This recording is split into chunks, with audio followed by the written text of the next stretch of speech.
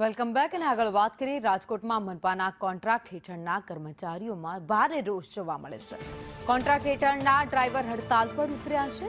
નવો કોન્ટ્રાક્ટ લેવામાં work order ન આપ્યો હોવાના વિરોધ સાથે અત્યારે તેઓ ઉગ્ર આંદોલન કરી રહ્યા છે। 1.5 મહિનાથી વર્ક ઓર્ડર ન મળતા પગાર ન મળતા રોષે ભરાયા છે।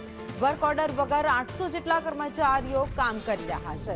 પગાર ન મળતા તમામ ડ્રાઈવર અત્યારે હડતાલ પર ઉતરી ગયા છે।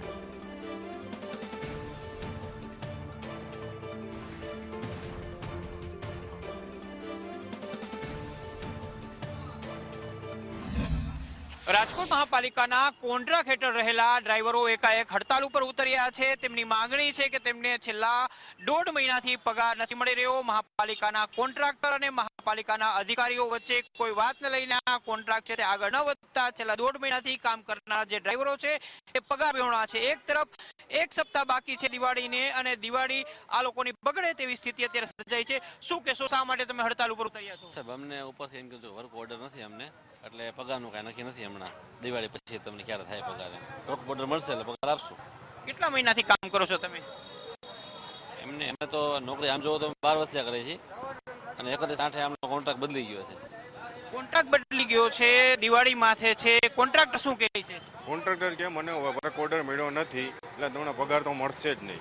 વર્ક ઓર્ડર મળે ત્યાર પછી પગાર મળશે। એમને વર્ક ઓર્ડર મળ્યો નથી તો તમે કેટલા સમયથી વર્ક ઓર્ડર વગર? છેલ્લા 1.5 મહિનાથી વર્ક ઓર્ડર વગર અમને ખ્યાલ નહોતો કે વર્ક ઓર્ડર નથી મળ્યો, માહિતી ન હોય ને અમને। આ તો ત્યાં સુધી 1.5 મહિના સુધી કામ કર્યું। આ તો જે 15 તારીખ થઈ ગઈ ત્યારે અમે અમારા કોન્ટ્રાક્ટરને ફોન કર્યો, કોન્ટ્રાક્ટરે આવો જવાબ આપ્યો કે મને વર્ક ઓર્ડર મળ્યો નથી। શું કહેશો તમે? તમારા જેવા સંખ્યાબંધ ડ્રાઈવરો અત્યારે અહીંયા હડતાલ ઉપર છે। કોન્ટ્રાક્ટર કોણ છે ને શું માંગણી તમારી? અમે વોર્ડ નંબર 15 ના આગેવાનો છીએ, નરેશભાઈ પરમાર। તમે આગેવાન છો આ બધા માટે આવ્યા છો? ગોયલ। અમને લોકોને આજ સવારે જાણ થઈ કે આ ડ્રાઈવરો અહીંયા હડતાલ ઉપર ઉતરેલા છે અને છેલ્લા 1.5 મહિનાથી એને એજન્સી દ્વારા પગાર ચૂકવવામાં આવ્યો નથી।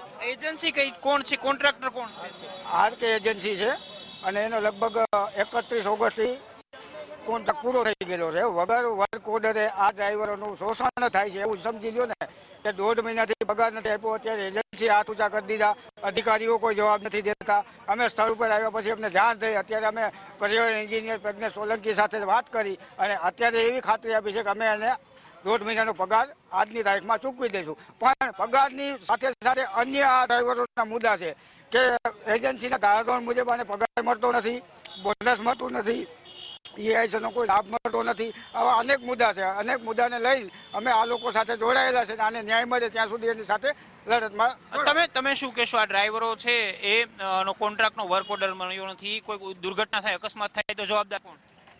મારું એ જ કહેવાનું છે કે મહાનગરપાલિકામાં જો કોન્ટ્રાક્ટ 9મા મહિનામાં પૂરો થઈ ગયો હોય તો તંત્ર અત્યાર સુધી કઈ નિંદરમાં હતું? આ 1.5 મહિનાની અસર જો રાજકોટ મહાનગરપાલિકાના એક પણ વાહનથી કોઈ રાજકોટની જનતા ભોગ બની હોત તો એની જવાબદારી કોના શેરે હોત? કોન્ટ્રાક્ટર ઉપર કે તંત્ર ઉપર કે ડ્રાઈવરો ઉપર? એટલે આ એક ભ્રષ્ટાચાર ખદખદી રહ્યું છે જે આજ રોજ સાબિત થયો છે। અને વર્ક ઓર્ડર વગર કોની પરમિશનથી 1.5 મહિનો સુધી કામગીરી ચાલુ કરવામાં આવી, અમે એની તપાસ કરવામાં આવશે। શું કહેશો તમે? આ ડ્રાઈવરો કેટલી સંખ્યામાં છે? કેટલા લોકોની દિવાળી બગડે તેવી અંધાણ વર્તાઈ રહ્યા છે? અંદાજિત 400 ઉપરના કર્મચારીઓની દિવાળી બગડે એમ છે। આ તો અહીંયા વોર્ડ નંબર 15માં જે આ કન્ઝર્વન્સી વિભાગ આવી રહ્યો છે ત્યાંની વાત છે। અને આ ડબલ એન્જિનની સરકાર, એમનું જ્યારે ભ્રષ્ટાચાર ખુલ્લો કરવામાં આવે, નાના માણસો માટે લડત કરવામાં આવે ત્યારે ભ્રષ્ટાચારની ડબલ એન્જિન સરકારનું એક એન્જિન કેમ બંધ થઈ જાય છે? બિલકુલ, તો જે પ્રકારે અહીંયા મોટા પ્રમાણમાં કન્ઝર્વન્સી વિભાગ છે તેમના ડ્રાઈવરો અત્યારે હડતાલ ઉપર ઉતર્યા છે। તમામ લોકોનું કહેવું છે કે 1.5 મહિનાથી તેઓ કામ કરે છે પરંતુ પગાર નથી મળ્યો। પગાર ક્યારે મળશે અને એમને દિવાળી ક્યારે સુધરશે એ સૌથી મોટો સવાલ છે।